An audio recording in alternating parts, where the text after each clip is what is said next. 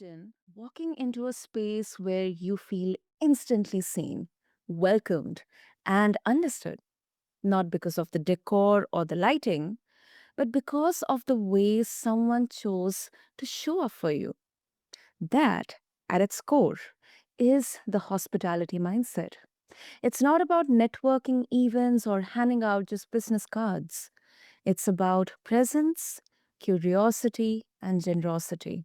The kind that opens doors across industries, roles, and even entire careers.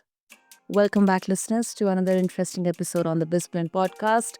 I'm your host, Sana, as always, and today we are joined by someone who has lived and led this mindset at the highest levels, Carlee Wolfe. With more than 2 decades shaping talent, culture, and transformation for global brands like Under Armour, Hyatt Hotels, Apollo Education Group, and even the US Olympic and Paralympic Committee, Kali brings a wealth of insight into what happens when strategy turns into behavior that truly sticks. So, friends, listeners, lean in with me because if you're leading a team or serving clients or navigating change, today's conversation may just shift how you think about connection at work. So, Kali, welcome to the show, and I'm really, really honored to have you here with us. Well, thank you so much for that warm introduction. I'm very excited to be here as well. Super, super. Okay, so Kali, let's try to understand. Although I just kind of touched down a bit in the intro, but um, when you talk about the hospitality mindset, what does that mean to you beyond the traditional idea of customer service? hmm Yeah, I think, the hospitality mindset goes into this sort of like deep connection of being seen, of being cared for, of being supported in ways that go beyond perhaps the traditional sense of what everyone may think of. And I think it's important to distinguish, we'll call maybe like the tactical delivery of expectations, right? Like think of, and I'm sure we've all been here, like think of going to an event. Of course, you expect you can check in, right, on time. Of course, you expect that, the sessions or the experience that you have is delivered, for what you paid for what was marketed. But I think the hospitality mindset goes beyond that. It goes into who is showing up for us, right? Who is showing up in this moment, and how do we see them beyond, like, the delivery that we've committed? So let's keep with the event. Let's say you're going to a networking event, right? So you're committed to the meeting new people and learning new things. But what if that networking event also had a little bit of a sparkle around, when you checked in, they knew a little bit about you, about where you worked, about what you were looking to learn. And what if your name tag also said a little bit of something like that? And what about if at lunch you didn't even put in an allergy requirement that you had, and they had a meal set for you with your name on it because they found that, in research and other events that they've run in other places that you've been. So I'm just naming a few things that really get down to that, like being seen, being understood who the individual is, providing that care that goes beyond just the base expectation that I think we all expect when we're, engaging in an experience. Hmm. That is interesting.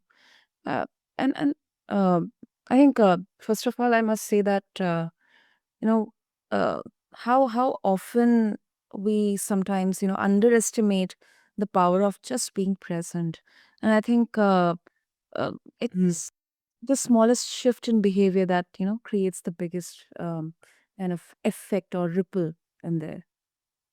Absolutely. Well, I love what you said about being present. I think being present allows us to have that connection, to see into and be in a connected moment, right?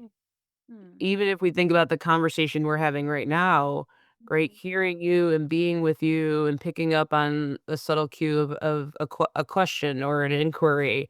Mhm. That is about being seen and heard and understood versus like, "Hey, I heard what you had to say, like, let's move to the next question someone might have or that I have, because 'cause Yeah. you're enabling and, going deeper and connecting and getting to something really important." So I love that point that you just brought up.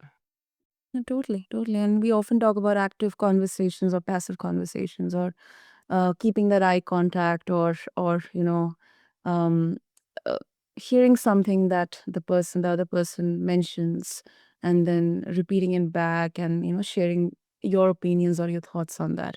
So it kind of really sometimes becomes the make or break. Absolutely.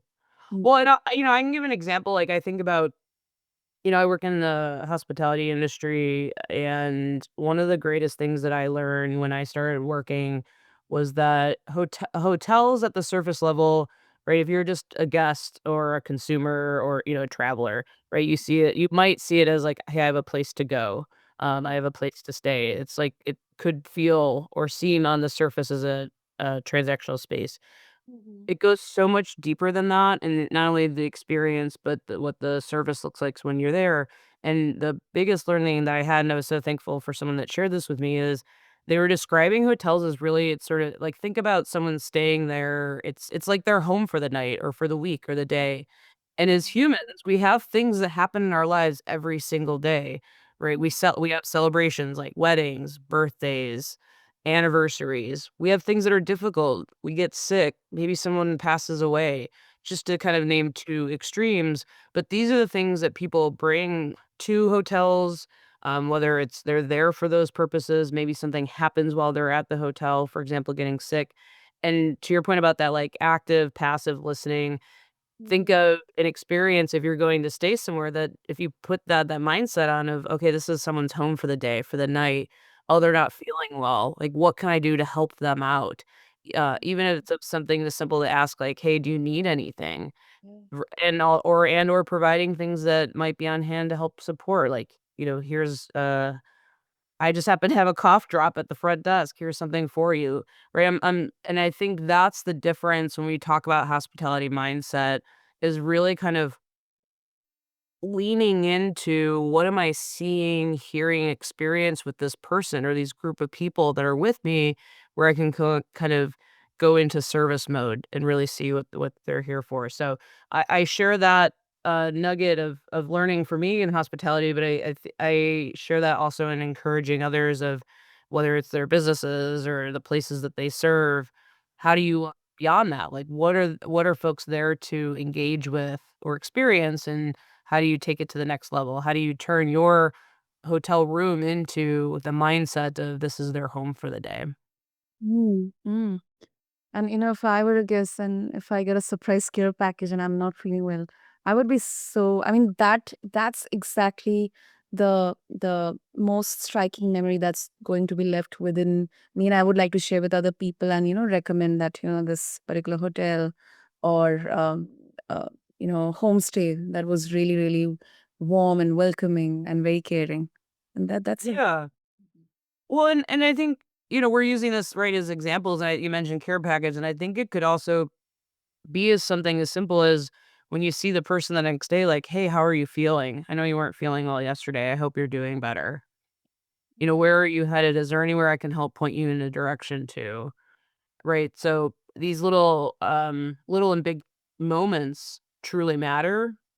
And I give that example too to say, because on one hand you could say, oh, a care package costs money. That might be a barrier to, you know, delivering on that true care.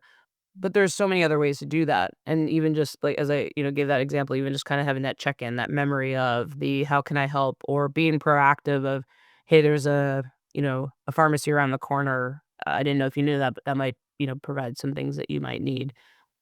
By offering that without the person asking, that's seeing them and seeing the moment and the support that they need. So there's a range of what you can do to bring that mindset to life. Absolutely. Absolutely. That makes so much sense, Carly. And talking about your journey, I mean, you have worked across different sectors, of course, hospitality, and then sports, retail, education. Um, uh, Absolutely, all of them, like, they are like so much front facing, people facing. Mhm. Mm. How did this mindset translate across these industries, Kali? I mean, did it look the same throughout, or did you adapt it to fit the culture? Mm.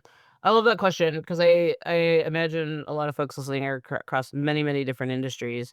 I think it comes down to the customer, right? Sometimes we have customers that are direct facing. So for example, in retail, people do come in stores, Mm. they might call and they might need something. But also in retail, you might just have an online experience, right? Something that you want to go purchase a pair of shoes. How do I go on and do that? So in today's customer engagement, it's important to really understand who your customer and consumer is and where can you provide. I mean, in this case, we're using like hospitality mindset as the conversation point. How do you put that hat on and say, what does the consumer customer look, feel, and sound like when they're being seen in these different experiences? So for example, when you come in the store, it might be a matter of what does your greeting sound like?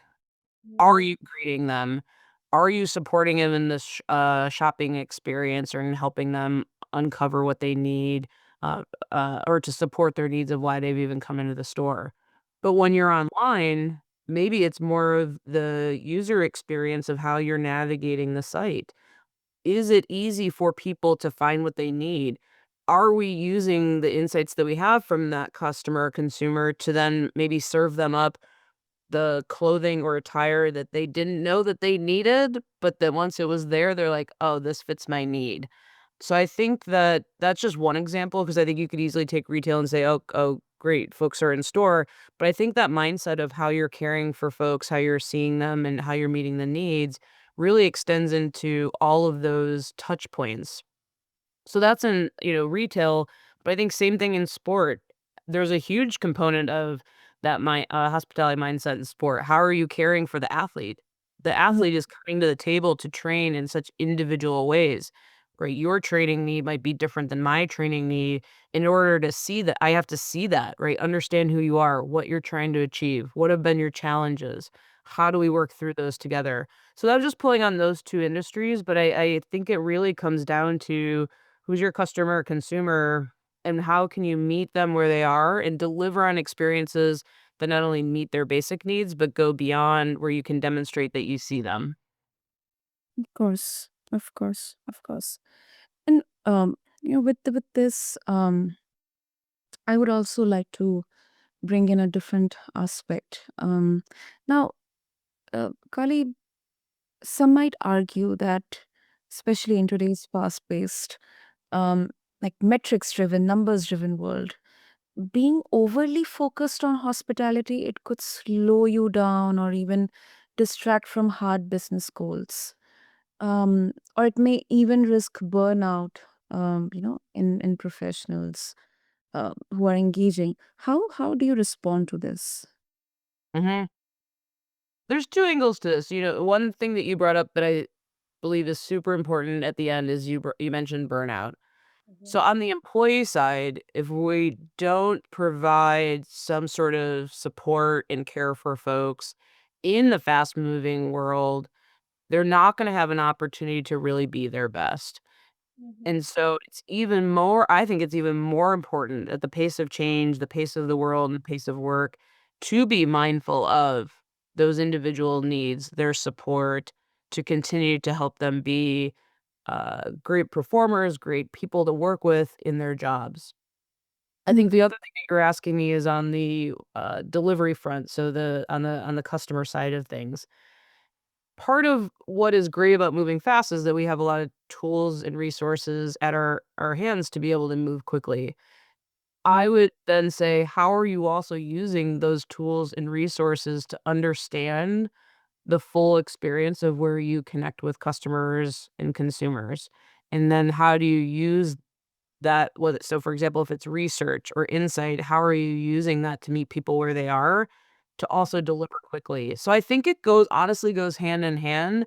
I don't think speed has to move while losing the wraparound of seeing and understanding who your consumer and customer is.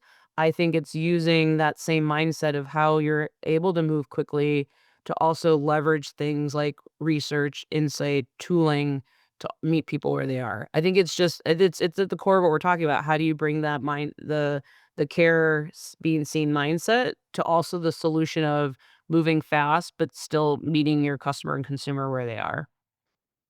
Hmm. Hmm. Yeah, that it makes sense. And uh, I think you really brought out a balance in here because it's kind of very refreshing to see how a mindset which is rooted in generosity, it doesn't mean abandoning performance, and Correct. it's actually like a motivator or an accelerator. So Absolutely. it's another very interesting, word that you use. You say it's not about schmoozing, but about intention and generosity. So, how do you guide, help leaders and professionals avoid crossing into performative networking? Mm, That doesn't feel like genuine or authentic. mm. The term performative networking, I think, is key. I you know, I think I'd love for I always go to I kind of put people in a place of, like, think about the first time you meet somebody. Mhm. You extend that hand, you shake your hand. "Hey, I'm Carly. This is who I am. This is where I'm from. This is what I do." And I give space for the other person to tell their part of the story. And I think it is so telling the moment after that of where the conversation goes, right? To be able to extend beyond who's Carly at the surface level versus who is Carly and what do I want to know in that moment and what can we exchange that's powerful for both of us. And I think that that to me is the difference between performative and connecting, right? To engage to understand versus to engage to check a box. And I go back to, I'm sure we've all had those experiences. I think of networking events, right? You're like, "Hey, I'm so and so." And someone immediately hands you a business card. They're like, "I'd love to do business with you. I'll see you around." And you're like, "I don't actually know what your business is or why you think I care about it or what you're in for." And I think that is a great example of the transaction versus the, engagement of being able to understand one another, where one another can provide value, support, and even if there isn't a natural connection of, "Hey, we can do business here," but it's just a matter of, "I've learned something from you. It was great to connect with you, and maybe we don't have something now, but I'm gonna keep you in mind." That to me is the difference between transactional versus connected, is being in that moment, being in that conversation, even if it still is short, but to treat that, connection with the respect and opportunity and joy that it could bring. And that really makes it obvious. Makes it very obvious. And are there any practical signs someone can look for in themselves to check that, am I really showing up with presence or I'm just, going through the motions? Mm, Mm-hmm. I love that question. I think the question might be, where are my senses in this moment? Am I hearing what this person is seeing? Do I see them? Do I feel the connection of what we're both trying to learn from one another in this moment? Those are just examples. Those are things that I would be looking for, but I think the question is, how are you engaging your senses to tune in to the moment that you are connecting in? Hmm. I think once again it comes back to presence. Absolutely. Yeah, yeah. I mean, I think so much comes back to presence. Are you there? Are you in the conversation? And here's like a fun one to think about. Because listen, we've all been there. I'm not pretending that I'm the most present person all of the time. I do try to engage best I can, but sometimes things happen, right? Maybe you've had a long day at work. Something is stressful on your mind. Mm. You can feel that difference, right? You can feel the shift between I am here and with this person or this moment, or I'm sort of just here. I'm here and I'm making it. We're talking, but really I got other things going on. And that's fine. It's fine to acknowledge, and but the reason why I bring that up here is because 'cause you're asking, like, how do you know you're with someone or not with your someone? So I think hopefully these are examples where people can start to relate of what is that difference.